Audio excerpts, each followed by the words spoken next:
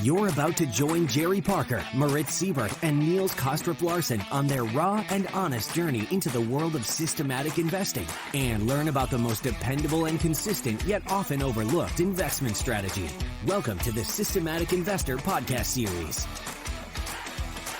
Jerry Parker, Moritz Siebert, and I, Niels Kostrup-Larsen, are back with this week's edition of the Systematic Investor Series, where we share our experiences, the ups and the downs of what it's like to be a rules-based investor, and of course, where we also take some of your questions. Being stateside today, Jerry, so it's easy for me to say good morning to you and good afternoon to you, Moritz. How are you guys doing? Good morning to both of you. I'm doing great. How are you? Welcome to the U.S. Yes, absolutely. Getting here a week ahead of our live event just to see a few sights with the family. So very excited about that. In fact, saw my first live basketball game last night at Madison Square Gardens. That was quite a treat for sure. Now, jumping into kind of this week's review, having not been in front of a computer for most of the week, I did not catch that many things happening, except once you're here and you turn on the television, of course, quite a few extraordinary news items and revelations, mainly, I guess, within U.S. politics. But of course, today, later on, we have another Brexit vote happening, which, of course, could set the tone for the coming week. You never know. But I guess it's not surprising that the markets, to a large extent, continued this correction mode, which obviously possibly could turn into a bigger transition period, which started back in September.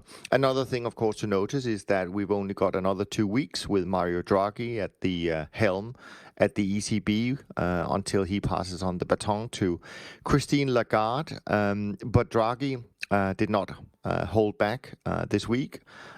He came out and said that there are some signs of an overstretched valuations in the euro area in some of the riskier segments of the financial markets, as well as the real estate market. He was out saying, of course, different in the various regions. So we'll see. Perhaps Lagarde has taken some inspiration from the 2010 movie called How to Train a Draghi, or Dragon, I should say, as she takes over at the ECB. But I think maybe the best quote I could find for our conversation today, and I think it ties in perfectly with the mantra we have in trend following, knowing what we don't know, and it comes from Howard Marks, because he just published one of his famous letters. This time the topic is negative interest rates, and he starts out by writing, he says, "I find them no less mysterious. The fact that we know what they are, as we do with inflation and deflation, doesn't alter the fact we don't know for sure why negative interest rates are prevalent today, how long they'll continue and be in force, what might cause them to turn positive, what their consequences are." And he also goes on to say, and whether they reach the US. So I think, with someone like that coming out and really talking about how, in his view, you don't really know what is happening now that we have reached this level of negative interest rates is interesting. And I think it just goes to show that our way of approaching the markets, not knowing what's going to happen tomorrow, is pretty timeless. So anyways, Moritz, that was a long intro to you, really, about what happened this week on your side. It's all been about Brexit. Brexit on, Brexit off, and over and over and over again. I lost about 2% because most bond markets continue to trade on the downside. So, for instance, the German bonds, they've corrected quite a bit in the past couple of days, weeks even, with increasing volatility, lost some money from the currencies. The euro got a bit stronger versus the dollar, also the British pound, because people are expecting the Brexit agreement to be accepted and for the saga to finally end. Well, we'll see about that. We'll know more later on today. And equities didn't move that much, if I remember correctly. So it's mostly the bonds and the currencies, and well, that put me down about 2%. So, kind of like a normal trend following week. Not complaining too much. I never complain about performance. And kind of ditto on our side. Bit of a down week, not too bad. But of course, with bonds being under pressure, the dollar coming under pressure, it is one of those things where, is it a correction? Is it a transition? Who knows? If it is a transition into something different, then definitely the pain won't stop just now. But of course, next week, once we know the result of Brexit, it may look very different. Equities hovering around all-time highs. We still see kind of a slight increase in signal strength, meaning possibly higher equity prices. So, other than that, not one of those weeks that will go down in the great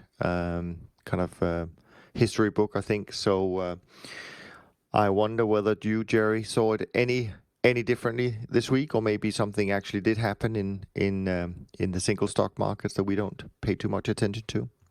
The same as usual. I experienced the similar counter trend action. I don't think yesterday had too many winning positions, and not a lot going on in equities. And if some stocks are hitting new highs, and I think we bought a stock yesterday in a bad day in the market, but my British pound position looks pretty short. British pound looks bad right now, so it's the start of something, or a continuation, or it could be different for each sector. Who knows? Yeah, absolutely. Well, let's jump straight into what potentially could also have been a quiet week in Twitter land.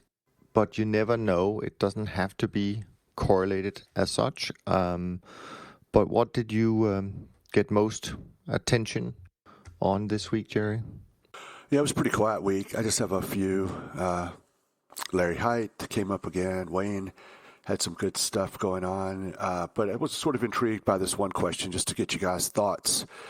Kind of a simple question from a friend of mine on Twitter that I answered. And I'll tell you my answer to maybe...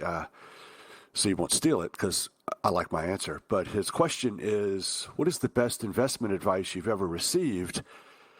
And, Sam got it going by saying, buy high, sell low. But I thought, buy high, sell higher. So I liked Sam's respect for him, but I like mine as well. And I think I've read some papers and seen some evidence that, contrary to popular belief, buying the breakouts is a pretty good price sometimes, and it looks fairly low after the markets have moved for a while, and we sort of get anchored in on, wow, it's the 50-day high or the 100-day high, I'm going to buy this. I wish I would have bought a lot sooner, and this seems like kind of a highish price, because it could have been bought so much lower. But then we take our small loss, or it keeps going and makes a lot of money, and or anything in between. And sometimes that breakout price can look fairly low and a good value, quote unquote. Yeah, I mean, I like I like both of responses, of course, that you and Sam gave. Interestingly enough, it's something that came up. I was interviewed for Michael Covell's podcast. I think the episode is coming out in a day or two. And he kind of asked me about my background. And since I started out as a government bond trader back in the 80s, of course, I was taught to buy low and sell high. And so he asked me about whether, what was the big kind of revelation in adopting trend following. And it is this concept about, buying the highs and selling the lows, which is so counterintuitive to us as humans and to what is the popular belief is the right thing to do. So definitely. But I think, something that it comes a very second close, or a close number two to that, buy high and sell higher and so on and so forth, I think it's really the power of diversification, and I know that ties into trend following as well. But I will say that once you fully understand and embrace the power of diversification and how that works and how that essentially can take care of so many situations for you, it's a really important lesson. And of course, I wouldn't want to choose one over the other. I think they go together. But I think those are some of the most important pieces of advice that we can take away from our careers. So I'll jump out there. I say there is a ranking there, and there is a rule that's more important than the one, which, like Jerry's rule number 2, which is buy high, sell higher, sell low, sell lower. And I think what I've just heard from you, Niels, is my rule number 3, which is maximize diversification. But my true real rule number 1 is cut your losses. Cut your losers all the time. This is more important, I think, than, having the exact and precise right entry. And remember that we once spoke about this Tom Basso experiment where he had the random entries and he was still making money regardless of whether he bought the high. He just bought or sold, and the system made money, and it made money for one reason alone, and that is because he cut his losses.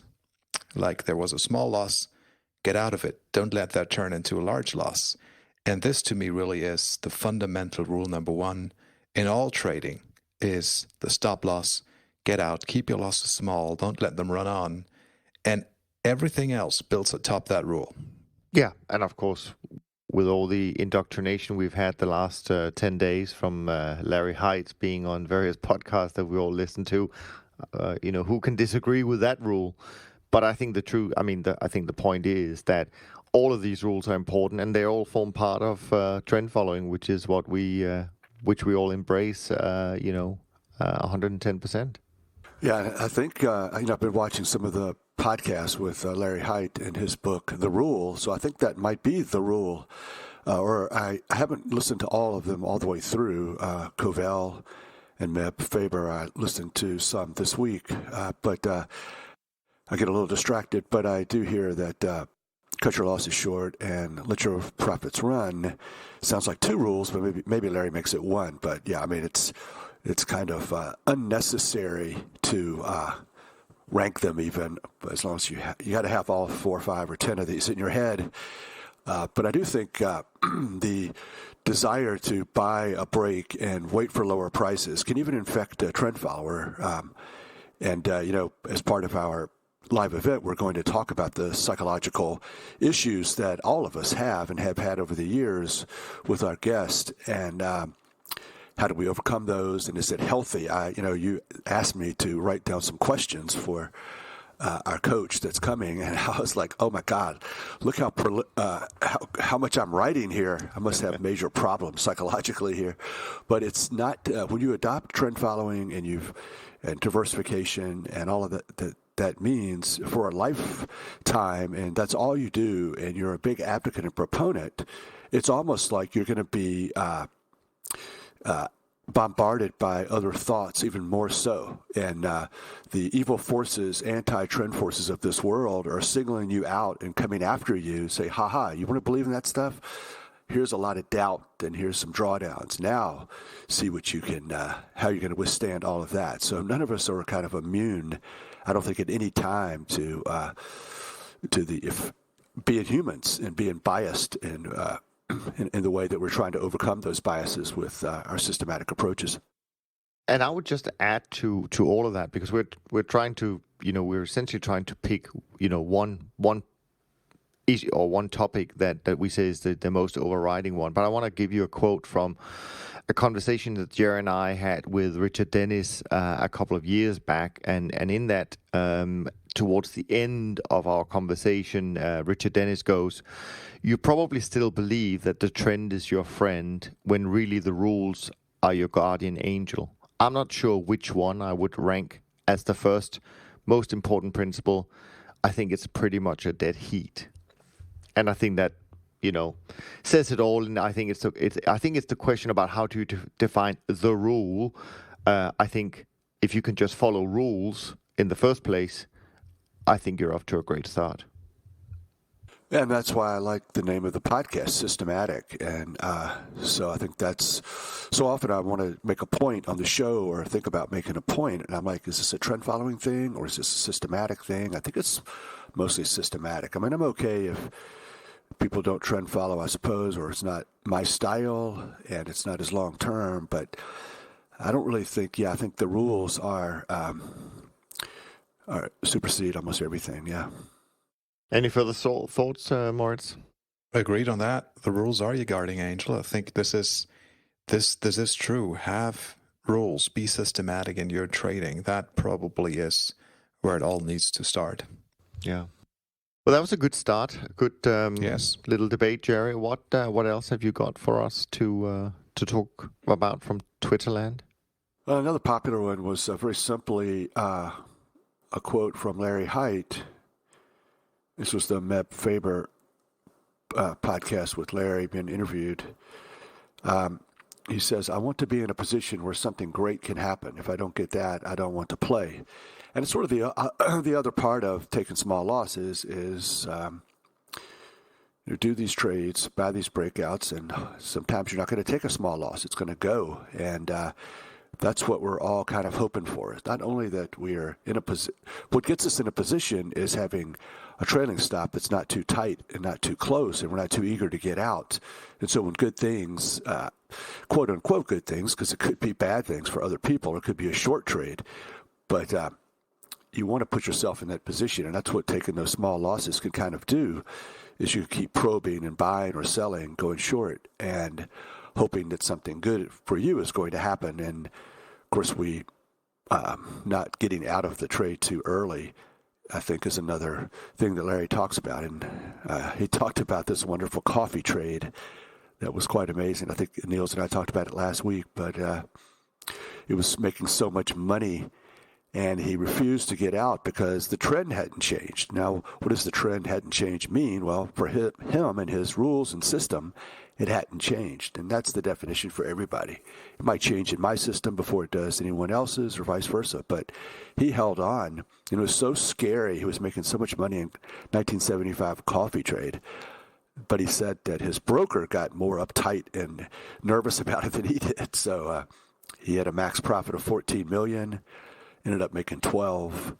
And that's, I've been there. I've seen those trades. They're really fun.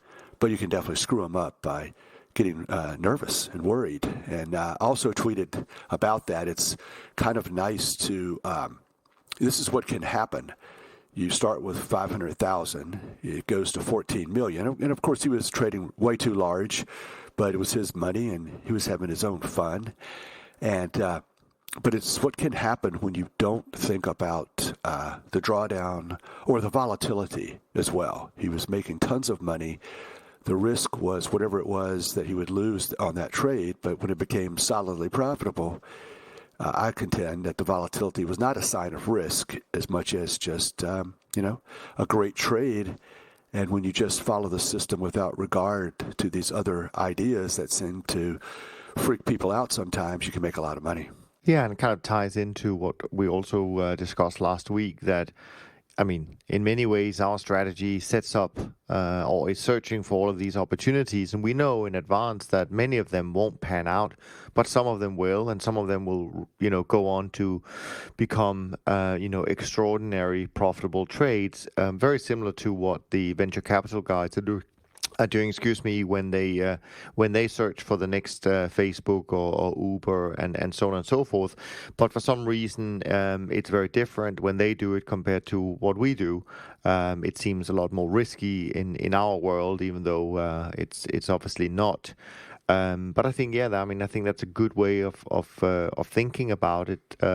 Continuing to search for opportunities and not paying too much attention to all the noise, which reminded me of what you brought up last week, more to what we discussed, which was another guest on the podcast way back, Bill Dries, and how his performance is long term, fantastic. But of course, with lots of volatility and noise, like other trend followers have. But when you just are able to ignore that and just stay focused on the effect it will have on a 10-year, 20-year, 30-year time frame, it's very, very hard to find any strategy really that can even compete with what we do.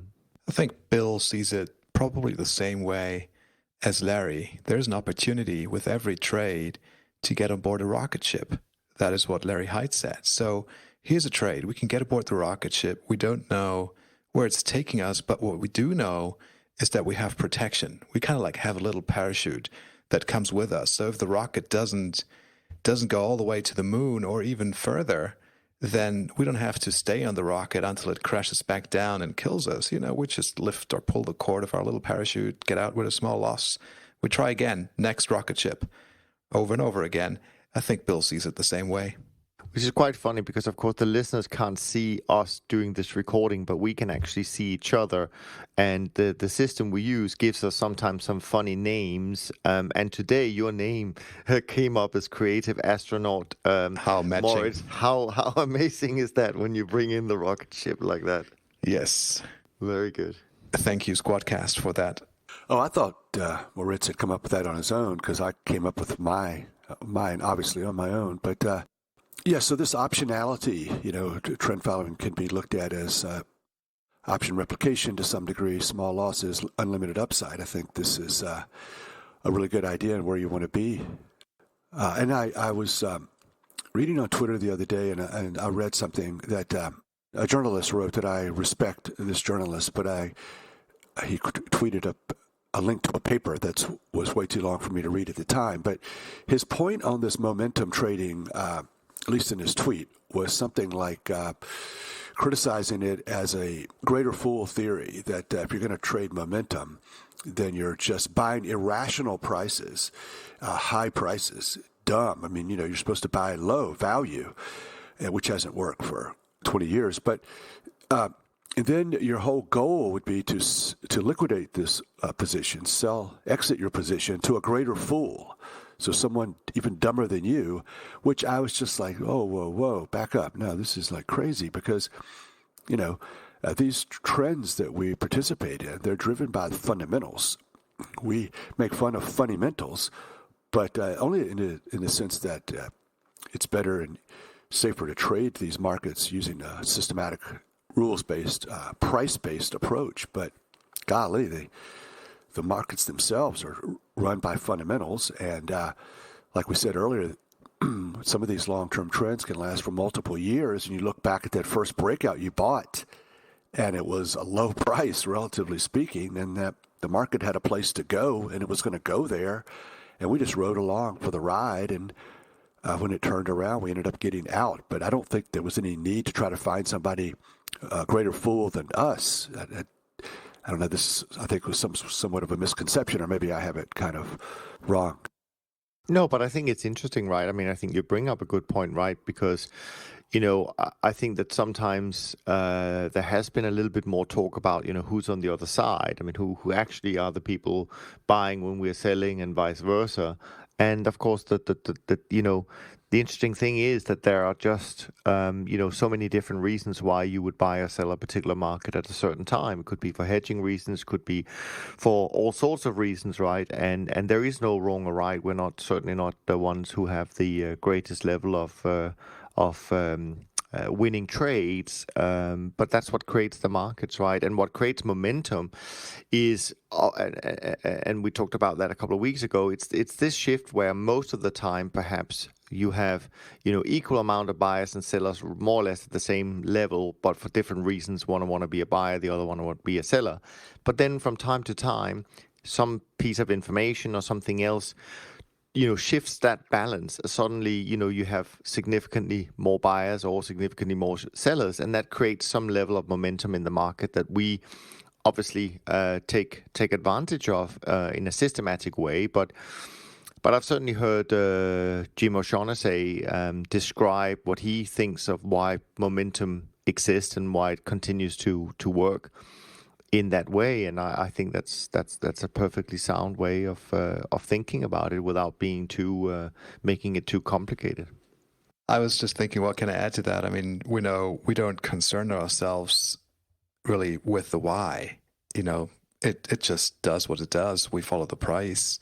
Kind of like you may look at us as if we were in a race to the bottom of the brainstem and we're all like so motivated to win it because we don't really care about the why. I find it enjoyable to read about the why ex post and, have this argument and this opinion, but most of the time it just doesn't matter. And, all of those why forecasts tend to be wrong anyways, in my opinion. So it's really refreshing and relieving to be not concerned with the why and just follow along. It all starts with why, as Simon Sinek wrote in his book. That became very popular. So, what else, Jerry, happened in your news feed this week? Well, I was interested in a study that I saw and tweeted about from Bank of America, thinking that maybe 60-40 is not the future, and that 60-40 may not work as well as it has in the past, and that showing in charts that sometimes the bonds and the stocks are uncorrelated and sometimes they're correlated. And of course, I have the answer for the future, which is currencies, commodities, stocks, bonds, long and short, trend following.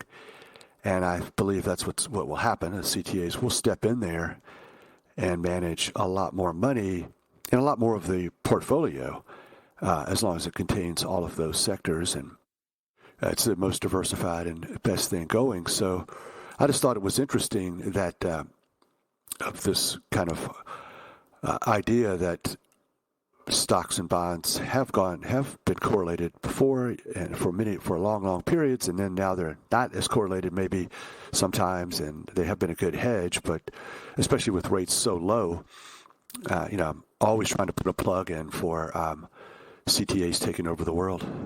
Yeah, I mean, it's interesting that when you look at certainly the top hedge funds out there today, I think 9 out of 10 or maybe 10 out of 10, they're all systematic in the way they approach the investment process. So I think that certainly it's been demonstrated that having rules, whatever the rules are, and having systems to help you implement those rules is a good thing and is a winning formula. The question is, of course, how you are able to talk about these things, and we know certain strategies have better narrative than we do, but I don't think any of us are in doubt that hopefully these things will continue to grow in popularity. But the whole thing about the 60-40 and equities versus bonds and how it's been just the perfect combination for so many years in people's mind, but then once you start looking at the bigger picture, the 50-year, the 100-year period, you realize actually most of the time these things are positively correlated, and so you can get in all sorts of trouble the day that interest rates start to rise and may drag down equity prices along with it, because that would not be unusual when you look at the longer period of time. Unfortunately, I think that's just going to take many people by surprise, and we're going to see lots of negative headlines on that count at some point. One of the reasons why I tweeted earlier this week, just the way things are does not have to be the way things are going to be, or something like that. I may have put it in some different words, but that's exactly true. Only because the 60-40 portfolio, or some risk parity version of that, has worked so well for the past 10, 20, 25 years or whatever it is, doesn't mean that it's going to be the perfect portfolio for the future. And, I'm sure I'm betting on my trend following portfolio to be a better portfolio than 60-40 for the future. And I don't want to take the risk of, just being invested into asset classes, bonds and equities, and still pretty overweight in equities, and bank on the fact that correlation between bonds and equities is right now negative, or has been negative in the past couple of years, and that's going to stay that way. So I'm not willing to make that bet. No. Even though it's tempting when you look at the last 5 years of return charts, right? And the whole point is you don't have to make that bet, right? I mean, just follow what goes into the markets themselves, and play the correlation both ways. The conditional correlation rather than sticking to a fixed correlation. I think it's much more powerful. We have so much more diversification, right? And one of the things about the 60/40 portfolio is also like, we as CTAs, as diversified, trend-following, systematic traders, we often come under pressure for underperforming the S&P 500. That seems to be, for whatever reason, the God-sent benchmark for everyone is the S&P 500, and we're also compared to that one. So if you're underperforming equities or the SPY ETF, then you're kind of like in deep water, and you have to justify yourself why your strategy is a good thing. And the 60/40 portfolio doesn't really come under that much pressure because it's always relatively long the equities, and it may be underperforming the S&P for a bit, but never super, super massively, right? So I have the feeling that there's much less pressure on those portfolios from an investor's, view in terms of performance. And it's reinforced by something I know we talked about last week, and that is most investors nowadays, even professional ones, just want to look like the average. They don't want to stand out either way, right? God forbid they were 1% below the peers, and so they just want to look like everyone else. Incredibly lack of courageousness and conviction and all of those things that we embrace as managers.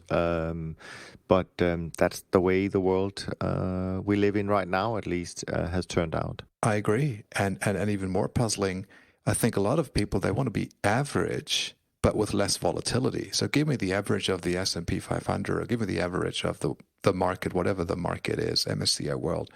Everybody has their own definition. And then let's vol control it so that it comes with 5 to 10% or 5 to 7% realized volatility, and not their normal equity vol of, say, 10 to 15, or historically even higher than that.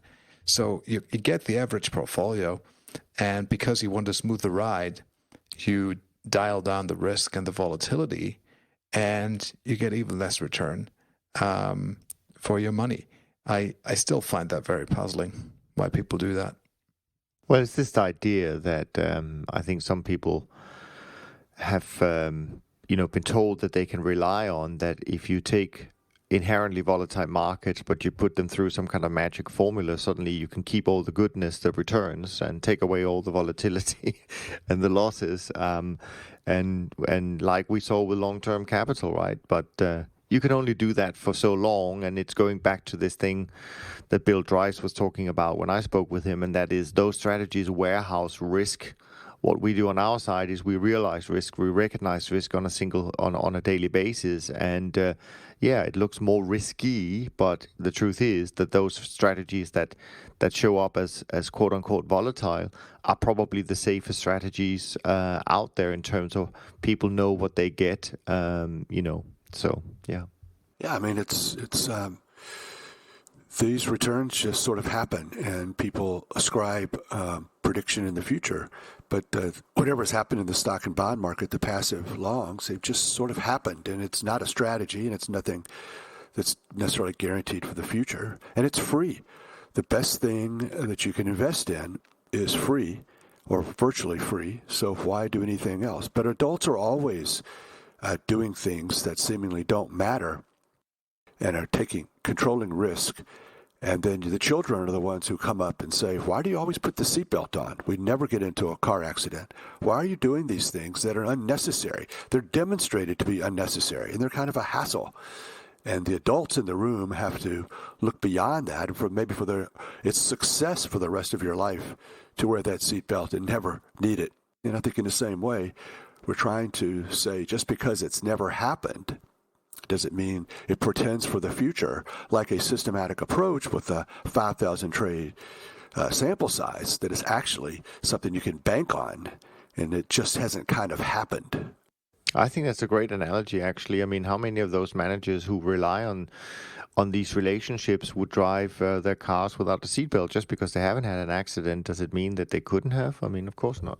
So This leads into a good tweet from Meb. I was trying to make fun of Meb a little bit here, but he actually didn't get offended, I don't think, but he liked my tweet, my response to his tweet. I'm always taking risk here on Twitter. It's dangerous here on Twitter land, but he goes on, he says, you can buy a global tax-efficient portfolio for less than 2 basis points. When broad market cap, buy and hold investing is a commodity and free, what does that mean for you and your clients? And I wrote, it means the drawdown will be around 50.02% versus 51.5%. Wow. Yeah. I mean, really, isn't that what it means? Of course that's what it means. So you're down 50%, long-only stocks, and not a systematic approach, something that has happened to work, and we've been begging you to be more diversified with shorts and a trailing stop and taking small losses. The difference between the fees that you pay can be very irrelevant. Oh, yeah. Not today, because we don't have to worry about today. And it's been working recently. I mean, who says things like this? Yeah. Well, this portfolio doesn't have a seatbelt. No seatbelt, no need. It's never needed it. It's been so long since it hasn't needed it, then it doesn't need it. You know, about this seatbelt, there's actually, just an anecdote, but what I observe relatively frequently is that friends and I, and they're like, trading friends and stuff, and you go into a taxi, and if you drive your own car, if you're driving with a friend, you put on a seatbelt. But the moment you go into a yellow cab in New York City, some of the people, they don't put on a seatbelt. And I always go like, why is that? I mean, why? You don't know the taxi driver. That taxi driver could be a very bad taxi driver. There's, stuff that happens in New York City and Manhattan. There can be in an accident. So why are you not putting on the seatbelt? So people have, for whatever it's worth, and I don't know where that's coming from, a feeling of security within a taxi so that they don't put on the seatbelt.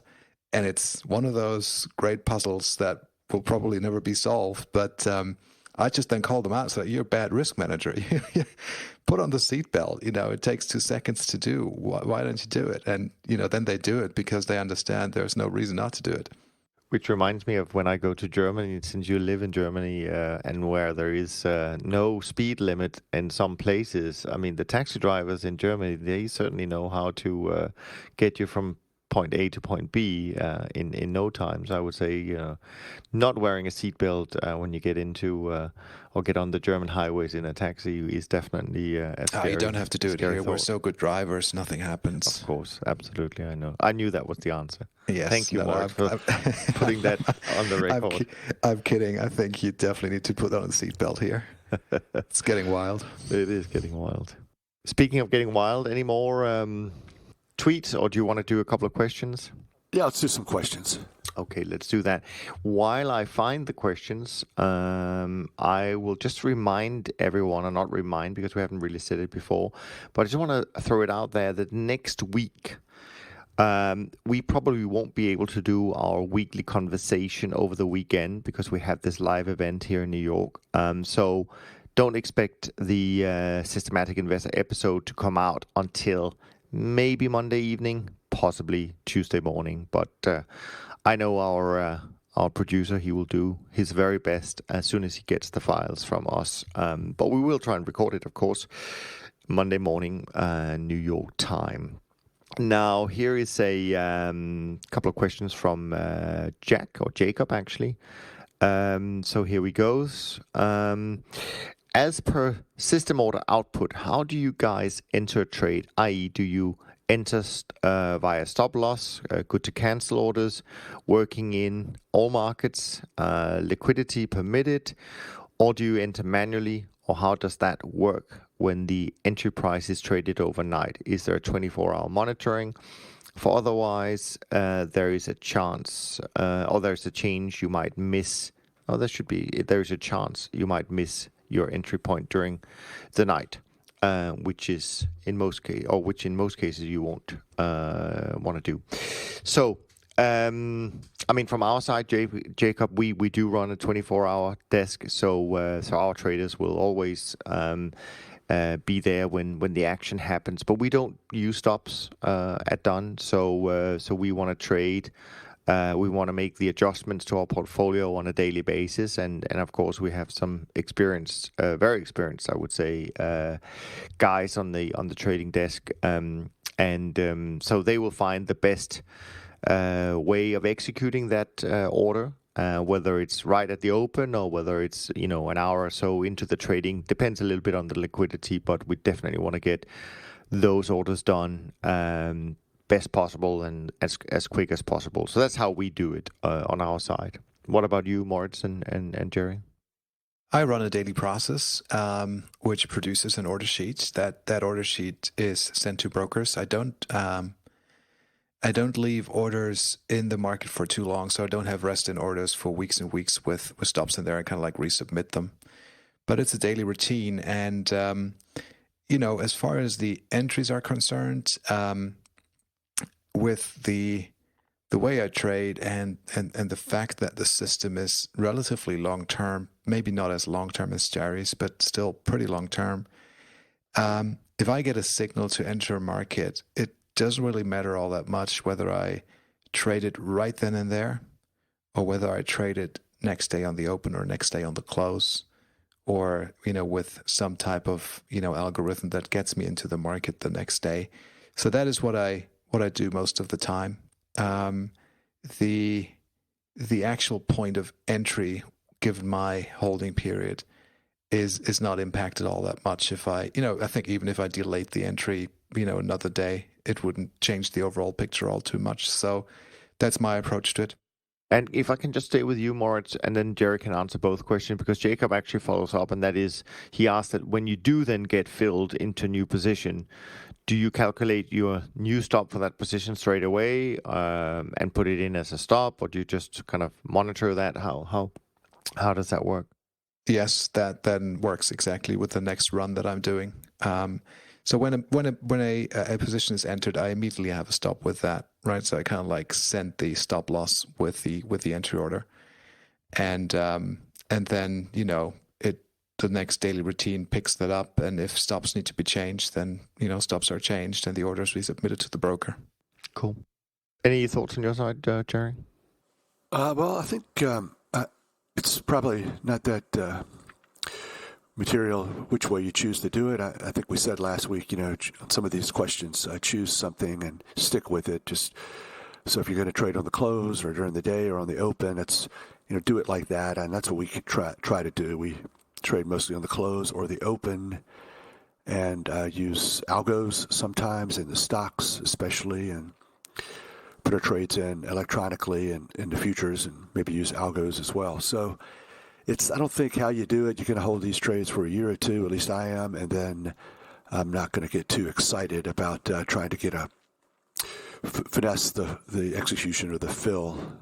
But I think being patient and waiting towards the end of the day, or maybe it's worked out pretty well for us. And like Moritz said, if you do the back testing, it probably doesn't matter very much how you execute. Yeah. So Jacob follows up with a question. He specifically mentions you, Jerry, as possibly knowing what he means. I'm going to read it. I'm not so sure that... Anyways, here goes, and then maybe you can comment on it. If stops are put in place on the day of entry, i.e. you get stopped in and then you put in place a new stop, or as soon as a new position is taken, how do you handle a situation where your stop loss is hit on the day of entry? And A, the closing price is below your initial stop loss price, or B, the closing price is above your initial stop loss price. Do you know what he's talking about, Jerry? Do you know, is that a particular situation that might be troublesome? It doesn't seem particularly troublesome to me. You just take the stop losses as they come. He left out some assumption, which is I think he's sort of describing a situation that for some reason he's questioning whether he is going to do the trade intraday. So I'm like, yeah, do the trade intraday. Right. So on one hand, I think, it's rare. I mean, it would be extremely rare for us to have that occur. For number one is we have a healthy stop loss, so we don't put it that close to our entry price. I used to trade with very small stop losses, and so that could get hit multiple times during the day. Buy, get out, buy, get out. But I think, your stop loss distance from your entry, 1 ATR, 2 ATRs, 5 ATRs, 5%, 10%, however you're going to do it, it's going to be correlated to your win percentage. So if you're too short term on your stop losses, your win percentage is going to get fairly low. So it's okay to have a stop loss that is a fair distance from your entry. I classify that still as a small loss, let's say.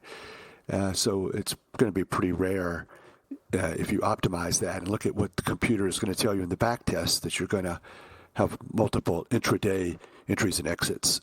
Yeah, and I just want to add to that, Jacob. I mean, in the past, I've certainly worked with systems that use stop losses, and I know you're right. I mean, theoretically, on a particular day, on a particular trade, it can get a little bit messy if the markets are incredibly volatile. You get stopped in and out, on the same day, et cetera, et cetera. I think the key thing is always to know at the end of the day and when you get into the next day, what should be your position, and just get into that position. I mean, whether it's a little bit messy, there's a little bit of extra trades here and there, and all of that. I mean, just get into the position the system tells you should be in, despite that kind of intraday volatility.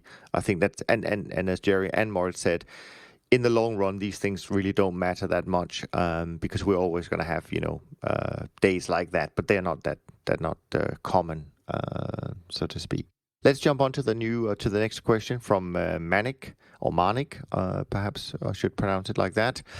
Maniq says, in the previous show, October 14th, 2019, one of you talked about backtesting your system and mentioning that you need to take a big enough sample size. I'm developing my own systematic approach to the markets, and I'm just curious what you mean by big enough. So what is big enough when you guys think about sample size? Interesting question. I don't think I have a precise answer as to what is big enough and what is a large enough sample. It's probably subjective to look at that. But look, I mean, when you try out different things in a spreadsheet, in Python, whatever it is that you use, and you're only using, a few markets, and you have, a very delicate set of parameters, and that, you run it for 20 years and it only comes back with 50 occurrences, then, without doubt, that is not a large enough sample size, right? But if I have a system that's trading on 80 markets and it's the same 20-year period, and I've designed my parameters in such a way that it can trade and, produces a sample size historically of, say, 5, 6, 7,000 or something like that, well, then that is a much more meaningful sample. So I would say anything that's less than, I mean, I don't have a fixed rule for that, but, anything that's less than 1,000 or thousands of samples is not enough for me.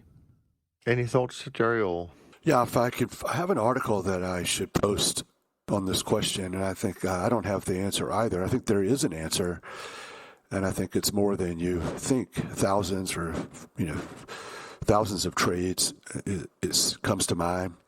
I think it's important not to on purpose do things that would decrease that, add variables to your systems that make it lower than it possibly can be.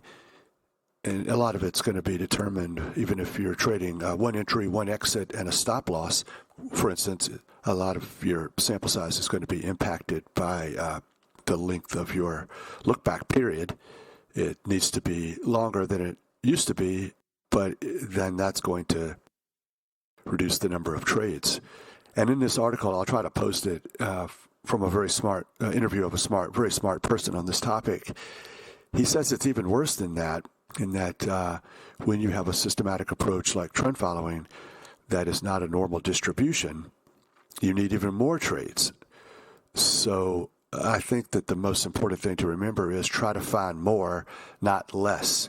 If you can add a take profit or an exit that's based upon a different type of exit, and one exit for the stop loss and one exit for a profit, that's bad enough. That's 2 exits, so that's cut your sample size down.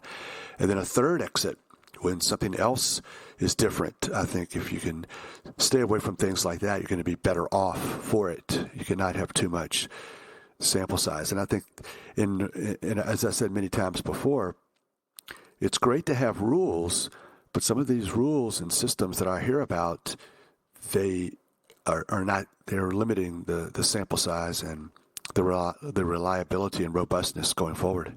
Yeah, great stuff. So make sure everyone you follow Jerry on Twitter, and when he finds that article, you'll have access to that. Thanks for the question, Maniq. We got a question from Craig this week as well.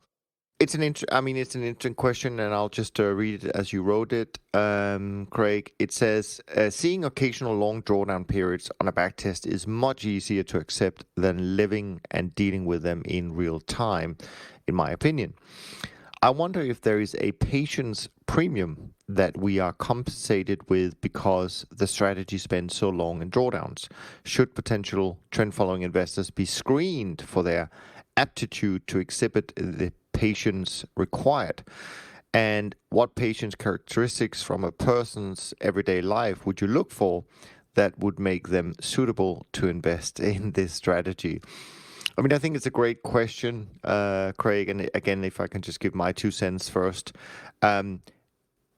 From dealing with investors for the last almost 30 years in this space, I would say you certainly come across a lot of people who will, before they make the investment, will tell you that they are incredibly patient. They understand that it's a long-term investment, and all of that.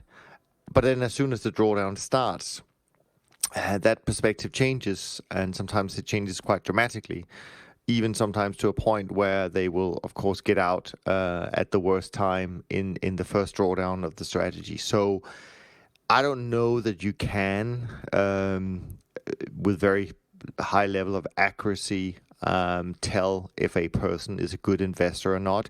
I think the key thing is in your communication with potential investors is, one, educate, and also allow everyone as much time as they need to get comfortable and to make that decision on their own. Do not pressure anyone, like you see in so many other types of promotion and so on and so forth, to buy your strategy or to get into the strategy, because you can be almost 100% sure that if you do, they will bail on you the first time you have a drawdown.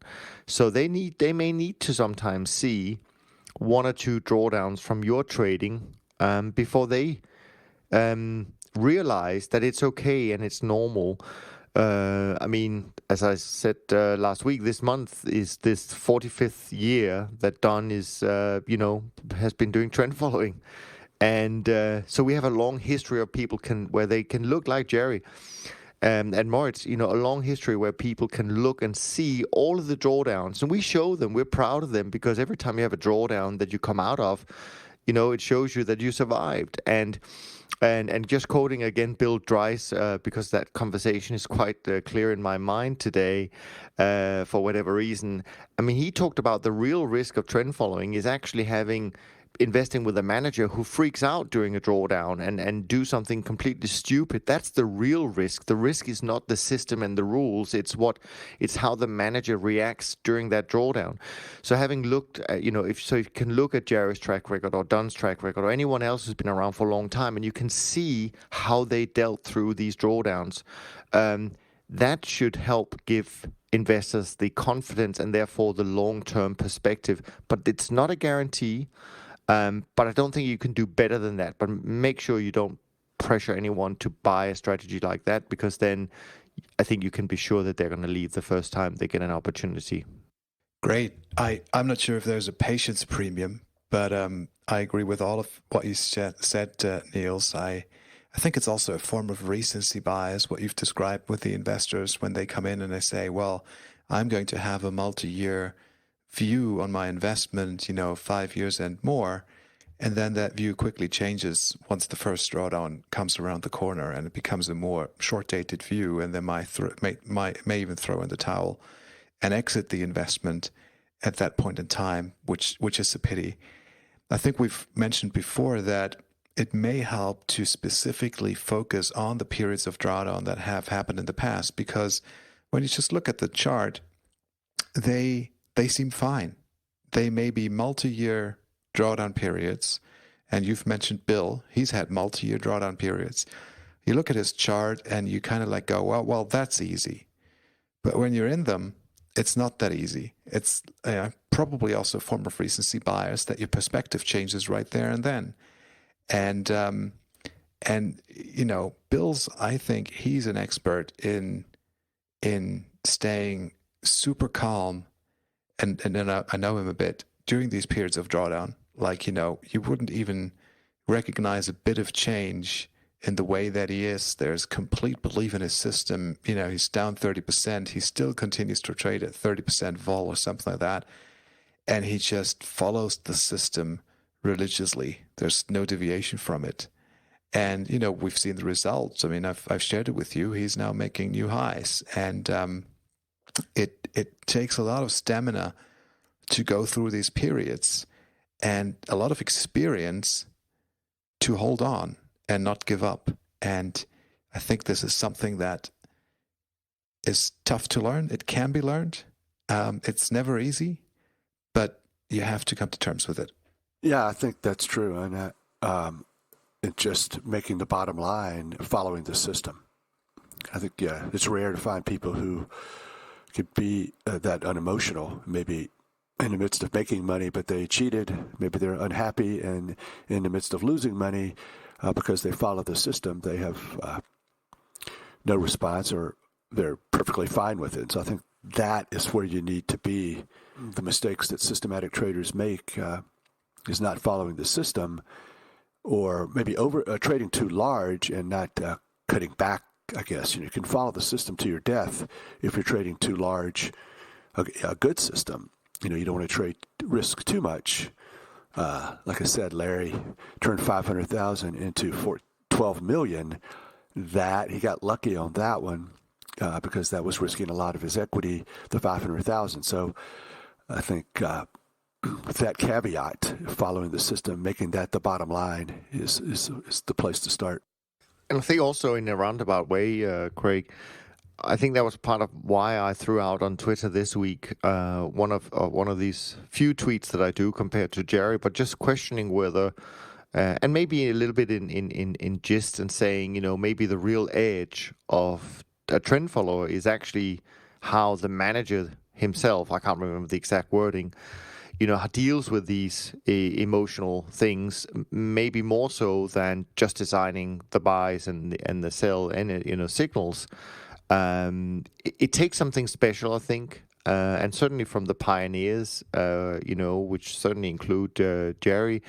I think it takes something special, especially back in the 80s and 70s, where maybe computer power and data and all of those things weren't that readily available as it is today, and certainly we had less history. It takes something special to go out and then do what they did, and just kept believing in the rules. So yeah, interesting. Appreciate that, Craig. Final question from one of our favorite people, namely the producer, the guy who makes us all sound great every week, Dimitri. So Dimitri has a question that he wanted to ask, and he says, how do you approach positions that haven't moved much for a long period of time? Andreas Kleno has mentioned previously in one of his books that he cuts trades if they haven't moved for 20 days, for example. This frees up capital to take up fresh signals. But what is your opinion on this? Doesn't the potential for a large price move increase the longer a position moves sideways? What was that last part? Doesn't the potential for a large price move increase the longer the position moves sideways? Oh, I don't know about that. I mean, that's slicing and dicing data again and hurting sample size. But good. I mean, maybe I'm on the right side. So I have a position. It goes up pretty steadily. It consolidates for whatever this long period of time is, and then maybe it blasts off for the highs again. And once again, this is another way to reduce sample size. After another rule, another way to exit, and this is to be avoided. One entry, one exit, and a stop loss. But we're humans, and we've got to pull the trigger. I mean, I'm sitting here, and it's been so many days, and it hasn't done anything. Isn't the market telling me something? No. Follow your rules. It's not telling you anything. except you'll be rewarded if you follow the system.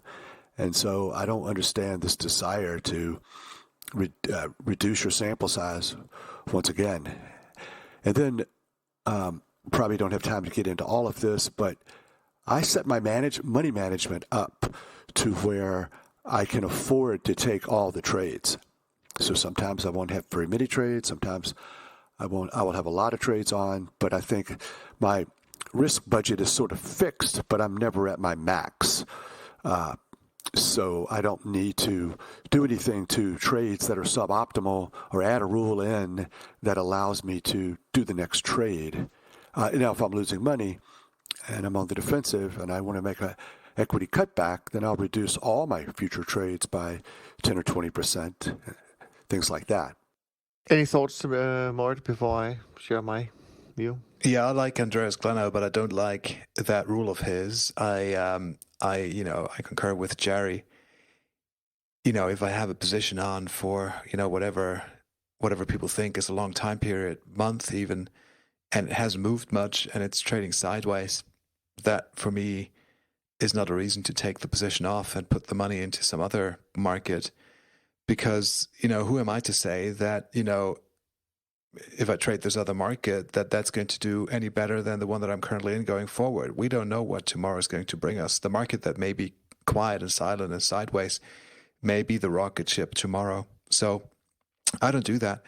And in terms of like money management and with futures, if we put the margin up, I like Jerry, there will be, if another trade comes up and another rocket ship is available, I will have enough capital to get on that rocket ship. So I don't need to make that my limiting factor. Even if you traded cash equities, if you have a brokerage account, you can trade on margin. That doesn't necessarily have to be a limiting factor. Of course, if you have,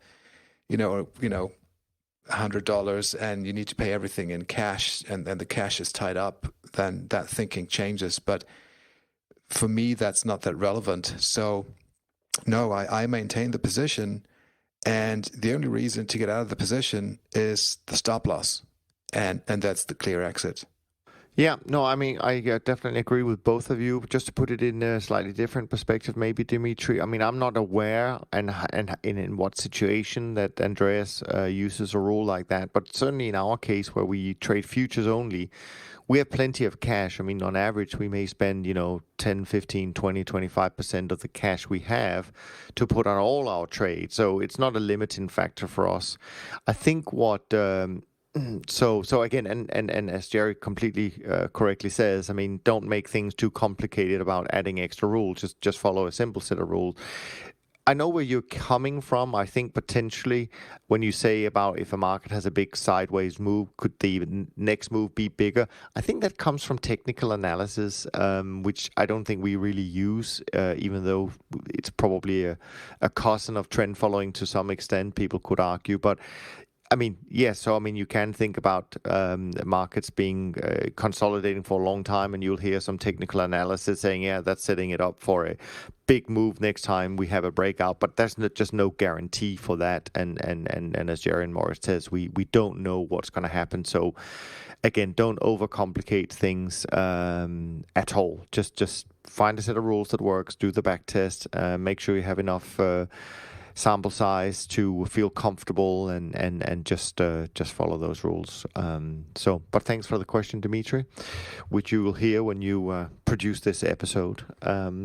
Those were the questions this week. I know we all have a little bit of a time constraint today, so let me ask if there were any other things. Oh, well, actually, while I just go through the performance where we stand, if you want to think of anything else you want to bring up, we can do that.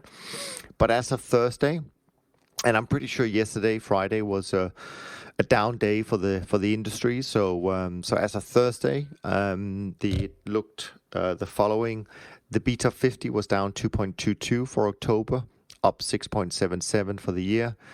SocGen CT Index also down 2.22 for the month, up 6.18 for the year. SocGen Trend Index down almost 4%, 3.94 to be precise, but still up 9.17 for the year.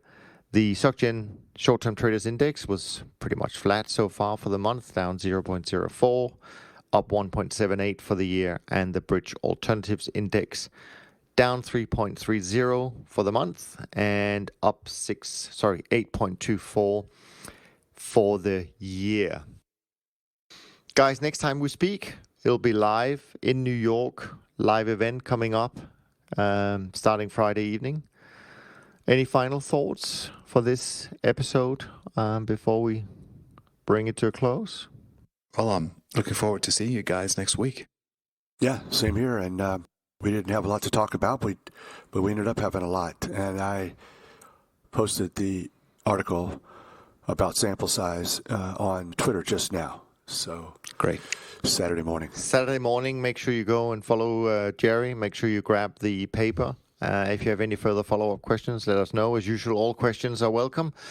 Well, not all questions are welcome, but good questions are welcome. If you send them to info@toptradersunplugged.com, we'll do our best to answer them. But on that note, we're going to wrap up this week's conversation. We hope you enjoyed it. And of course, if you want to give something back to us, all we ask for is that you share the podcast with a like-minded friend. And really, one share would be great. So from Jerry, Moritz, and me, thanks so much for spending part of your day with us. We are grateful for your support, and we can't wait to be back with you, albeit a little bit later next week, in just a few days. Thanks for listening to the Systematic Investor podcast series. If you enjoy this series, go on over to iTunes and leave an honest rating and review. And be sure to listen to all the other episodes from Top Traders Unplugged. If you have questions about systematic investing, send us an email with the word question in the subject line to info@toptradersunplugged.com, and we'll try to get it on the show. And remember, all the discussion that we have about investment performance is about the past, and past performance does not guarantee or even infer anything about future performance. Also understand that there's a significant risk of financial loss with all investment strategies, and you need to request and understand the specific risks from the investment manager about their products before you make investment decisions. Thanks for spending some of your valuable time with us, and we'll see you on the next episode of the